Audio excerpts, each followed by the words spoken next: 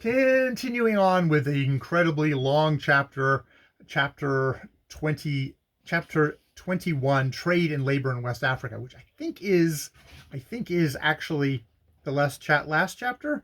This is 14 minutes. It says I'm 14 minutes to the end of this. No, I've got 2 more chapters after this, but this seems like a very interminable chapter because it very much is about racial theories, very much the lower races, as Mary Henrietta Kingsley talks about in this section, the lower races and how we're mismanaging them.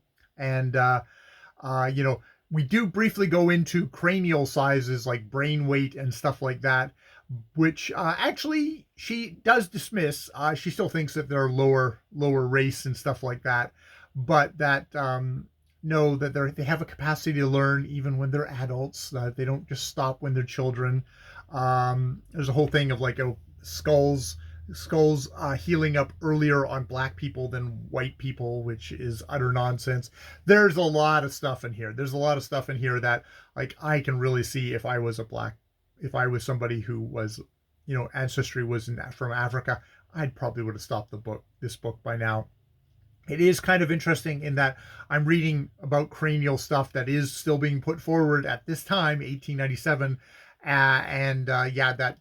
Conan Doyle was still into this shit in 1901, which maybe isn't surprising. It's like it was definitely still there in the air, even if it was discredited as actual science.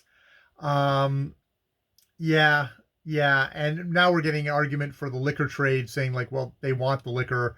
If we don't sell them the liquor, France and Germany will, and also some of the other trades and the other impositions of religion and government and stuff like that, or maybe worse for the people of the West African people we're talking about here, which has probably got a point to it too.